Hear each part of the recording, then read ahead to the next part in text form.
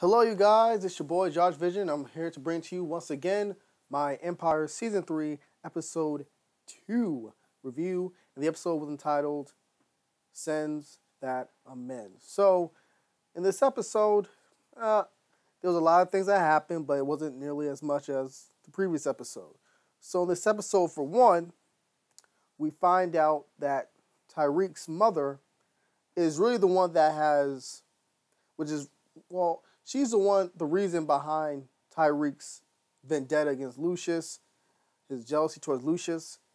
There was a scene, I would say, near the end of the episode in which we have Lucius. He's on the corner with his boys, rapping and doing what Lucius, loves to do, he's known for. And we see Tyreek being one of the boys a part of it, just listening in on it. And we see his mother just come out of nowhere, just snatch him up, saying, "How many times have I told you not to hang around with that boy?" And you have young Tyreek saying, "Wait, hey, isn't he like my brother? So why can't I hang with my brother?" And his mom is like not having it. She's saying, "Listen, I told you not to do it. Don't ever do it again. That boy and his crazy ass mother is the reason why we're going through so much shit and the reason why we're all suffering, essentially." So that was pretty much Tyreek's flashback while he's eating a bowl of cereal. It looks like he's in a really shitty ass apartment while he's watching through the teddy bear, spying on Lucius. And in regards to that, Anika's the one that actually finds out, while she's putting the baby monitor, near the bear, near the big ass bear, whatever, that she's being spied on. And Lucius and her figure out together, and Lucius says pretty much, you know what? Bella needs the best. We can't have this bear. This bear isn't good enough. And we see him pretty much just rip it, all apart. Letting Tyreek know, yeah, I'm on to you, sucker. So, yeah, I just want to get that out the way. So, in this episode, we start the episode off with Jamal and Cookie and Angelo Bourgeois, I believe. I'm just going to call him Angelo because I don't remember his last name. But the character is played by the great and talented Taye Diggs. So, they're at the radio station, and Angela Yee from the Breakfast Club, is in charge of everything.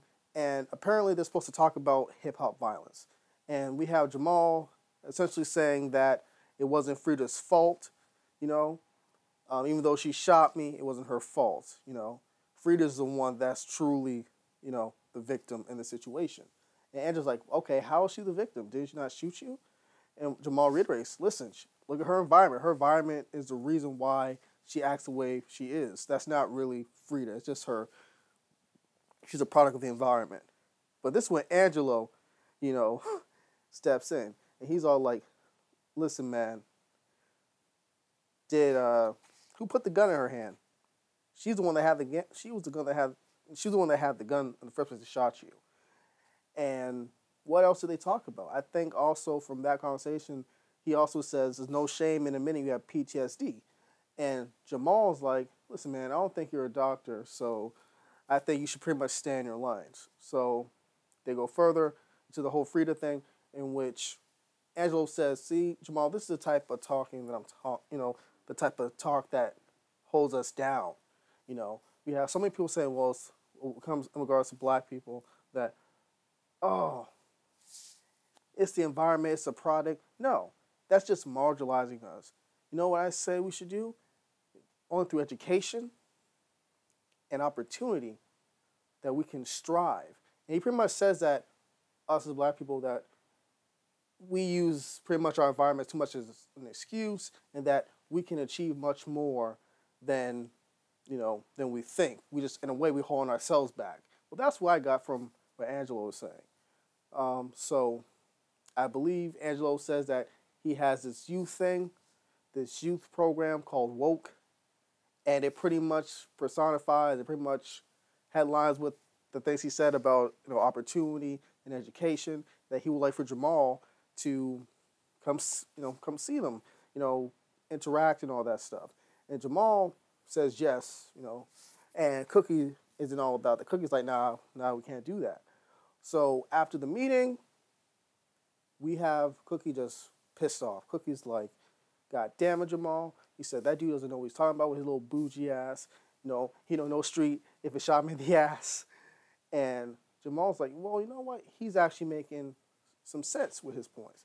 And Cookie's like, listen, we ain't got time for that. And your ass should be in the studio right now and not have another brain fart, on the stage. So we have Angelo pretty much come. He's all like, Jamal, Mrs. Lion. And Cookie's like, Miss Lion. He's like, oh, my apologies. And he pretty much had on Snapchat people from, the woke program, and pretty much, once again, trying to dig into Jamal a bit more to convince him to do something, and be a part of the summit. So Jamal says, you know what, I'll check my schedule, and they depart on that. Well, they didn't really depart mutually on that. Cookie was kind of rude and kind of just abruptly ended it. And Jamal saying, man, Mom, you're being so rude. That dude's so polite. And she's like, listen, I don't trust polite people. He's a councilman, he probably has ties to the feds, and I don't trust him, stupid. And that's how, that scene particularly ended. So the next scene, we have pretty much Lucius trying to win back Cookie's favor.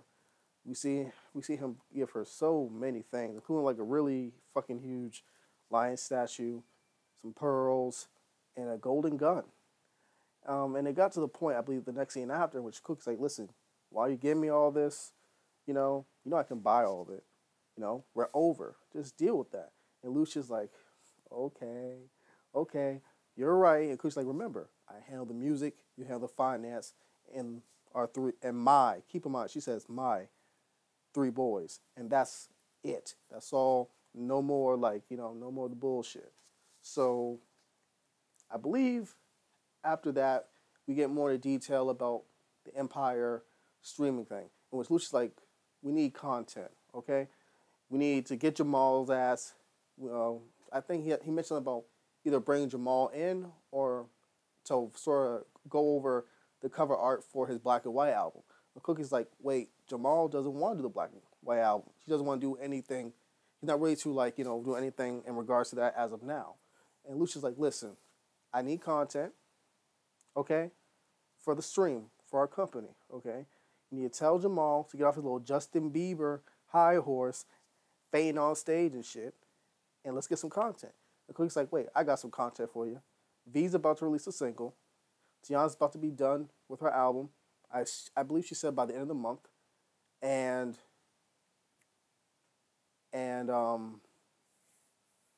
the church rapper guy, he's going to be done with his tour within the next few days. So everything's all good. Content.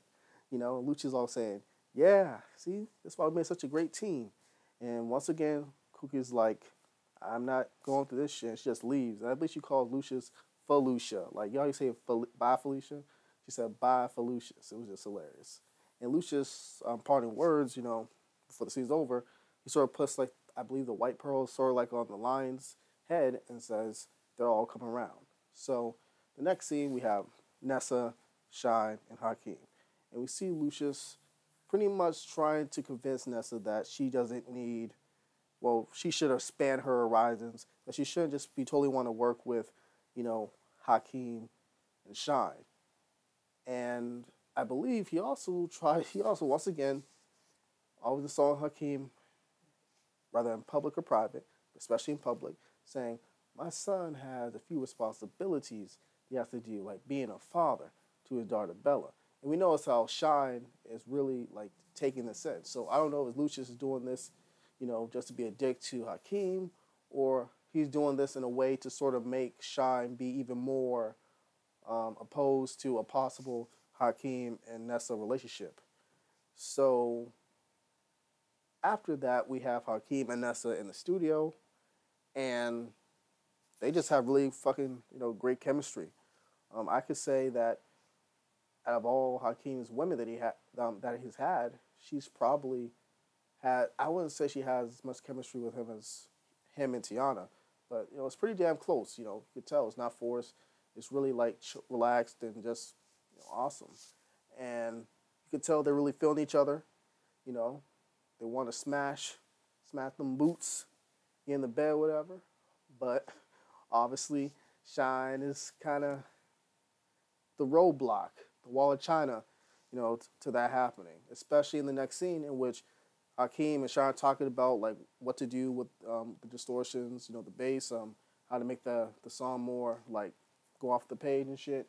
And I believe one of the dudes, big ass brother, who was in the studio sitting down, he checked out Nessa's ass, and Shine notices this, and then he says, "Hold up for a sec," and then he goes to that dude's area.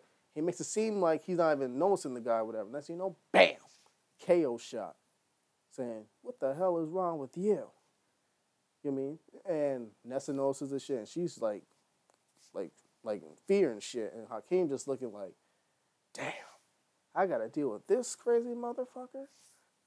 I gotta deal with him. Damn." And Hakeem's not shook, you know what I mean? But he's like, "Damn, this dude is definitely all that Cookie and Lucius has said. This dude is just God." And I thought him fucking my wedding was horrible. So in regards to the woke, Angelo's summit, at Empire Extreme, Lucius take advantage of the opportunity to promote Empire Extreme, whatever, and also, the disadvantaged kids, whatever, from those really fucked up neighborhoods, etc. So we have Cookie coming in, and Cookie's like, "What the hell is this dude doing here? What's Angelo doing here? What's the woke program doing here?" And Lucius is like, "Jamal said it was your idea. And besides, Thirsty did all the research on him, all the lowdown, and the only bad thing this dude has was a DUI from 20 years ago.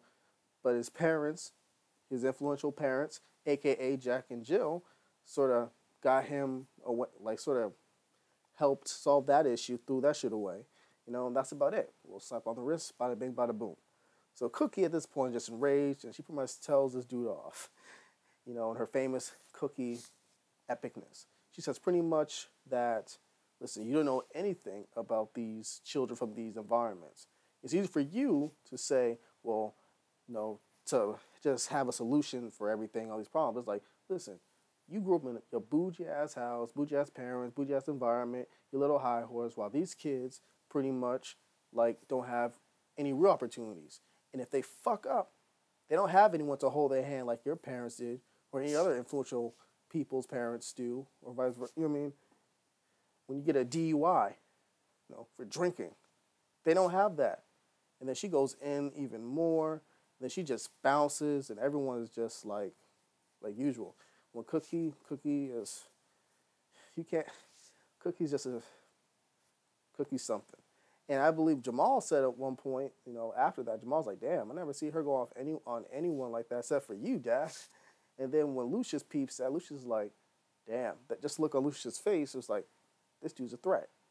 And Angelo is just kind of smiling, whatever, trying to hold on to whatever left of, pride he has left from that verbal tongue lashing.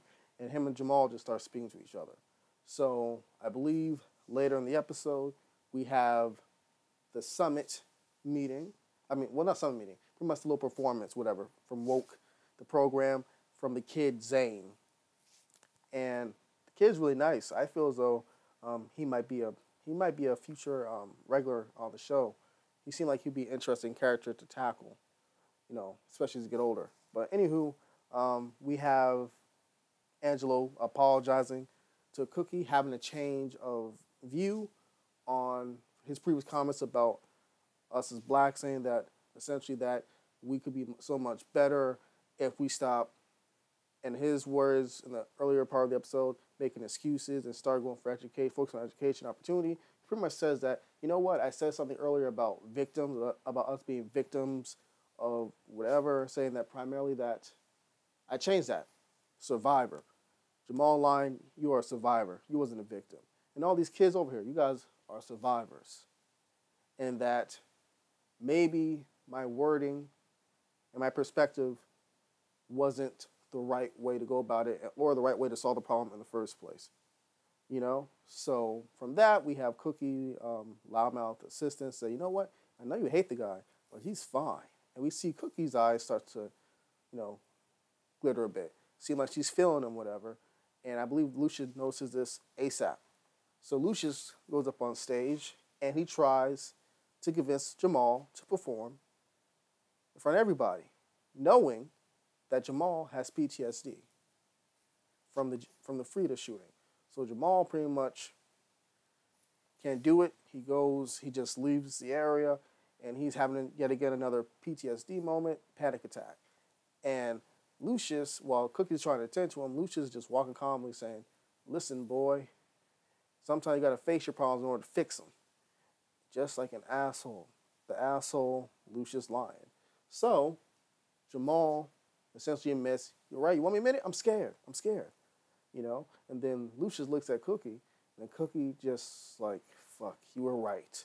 Lucius has that little trademark smile.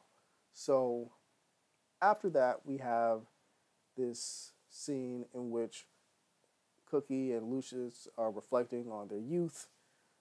Pretty much Cookie going over to Lucius, dancing with him while he, does his little cover of Biz Markie's "Can't Buy Me Love," I believe the name of the song was. Or no, you got what I need. Can we say just a friend? So, ironically, the next scene we have Lucius being able, pretty much bringing Biz Markie to Cookie's apartment and singing it live. And they have this really interesting scene after which Lucius is like, listen, you knew I was going to be a gangster. You knew I was going to be a gangster. You know I was a gangster, but you still went after me anyways. And then we have this interesting thing about Barry. Apparently Barry was Cookie's boyfriend. We see him driving her around, whatever, and them going to lunch. And Lucius pretty much being told by one of his homeboys about Barry and her dating, whatever. And I believe the guy said that she had a nice ass. And Lucius like, listen, I'm going to make her mine. So you best watch how you speak about her. And the dude's like, oh, shit, okay. I said too much. I'll fall back. So he says to Cookie, I knew it was going to be a long shot, but I felt that you was worth, the price of admission. And the reason why you broke up with Barry, because Barry's not a gangster like me, and Barry was a nerd. She's like, listen, Barry wasn't a nerd, and that she said, I probably should have ended up with Barry in the first place. Probably would have been better for me. And Lucius like, you were studious, you was an intellectual, but once again, reaffirming the fact that you chose me because you wanted me. You know what I mean? I was the guy. Despite all the dirty shit you knew I did and could possibly do. And once again, Cookie's like, I don't want you, bruh. So, I believe I covered everything in this episode. Well, I think there's probably one or two more things. One is the fact that Nika was trying to hire some nannies for Bella, her and Akeem's daughter, but that didn't work out as planned. Lucius tells everybody to go, and I believe she said, listen, I need some help with this baby. And Lucius like, listen, you're a mother, so be a mother. And just sort of shoves her, into the baby nursery. And we have this really tight moment with the three brothers in which Jamal, this is right after, I believe, he admits Lucius has a problem.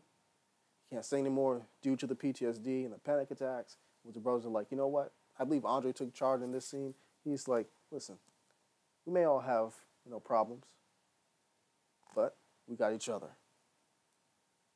And he pretty much told Jamal, what are you going to do? Like, words of inspiration. What are you going to do? When Jamal says, what are you going to do? And he's like, listen, brother. He said, what are you going to do? He said, you got a daughter, so you got to take the bull by the horn. Pumping up his little brothers. And then Hakeem's like, okay, what are you going to do, Andre? And I'm just going to quiet for a bit. And I'm just like, you know what? I'm just going to get my things from Wanda, and just go from there.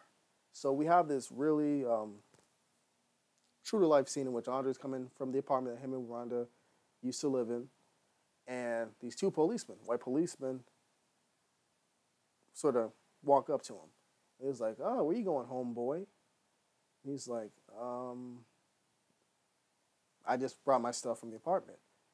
And he's saying, we heard there's been a lot of robberies happening around here. And then Andre's like, what? And then he looks to his left and see this white woman with her little dog on the phone. And she just kind of scurries her little skinny ass into the apartment, to the other side of the apartment. And Andre's like, my wife and I used to live here. So I'm just bringing my stuff, from that, from my former home. And the guy's like, I don't believe that, yo. He's like, yo. He said, well, it's the truth, yo. And then the guy's like, you trying to be smart with us?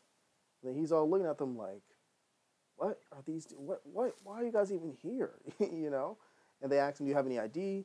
And Andre's like, the ID's in the car. And he's like, and then they're just staring him down. He's like, you know what? I don't have time for this shit. So he's trying to just bounce whatever, trying to avoid conflict. And they just wrestle him, slam him to the ground. And, they point a gun at his face and say, you're resisting arrest. And then that's how the episode ends. True to life moment, especially what's going on with the shootings of many black males, throughout America. And if you saw the preview, the preview, you have Andre pretty much being charged for attacking the two policemen, which is fucking ludicrous when they attacked him first. And then we see a brief interaction between him and I believe Tyreek, and he's like, what do you want? And we see Andre, Hakeem, and Jamal, and all of them in shades, I believe, and Lucius driving up to him saying, come in.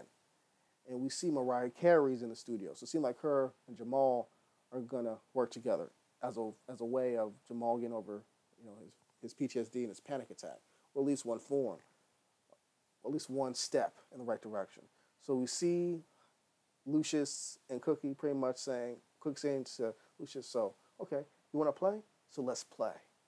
So after that, we see Anika, and her attire, just her body language, was completely different. She seemed like she got kicked in the ass, and she's confident as fuck now. And she says to Lucius, listen, you don't control me. I'm the one that really runs this shit. I'm the one in charge. So you're wondering, when did she get some balls in her? And how and why and the circumstances. And then we have the last part of the preview for the next episode.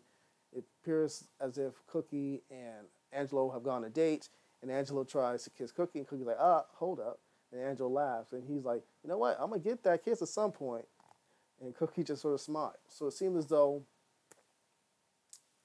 in this episode, the next episode, the storyline is going to be Angelo is essentially going to be trying to court Cookie. So I believe I covered everything in this episode. So, yeah, in regards to Barry, I believe Barry is Angelo. I probably mentioned this earlier during my review, but I'm going to give a damn. I'm going to mention it again if I did. I believe Barry is actually Angelo. And the reason why that's the case, because the mannerisms, the courtesy towards Cookie, just the vibe of it. It just seems though he's actually Barry. Maybe he changed his name or some shit. But yeah, I believe he's Barry. And I believe that, you have some people saying, well, they don't believe that Cookie and Lucius are over. I don't think they're ever going to be over either. But I feel as though that Barry might be the one in which she actually settles down with and might have a permanent union with.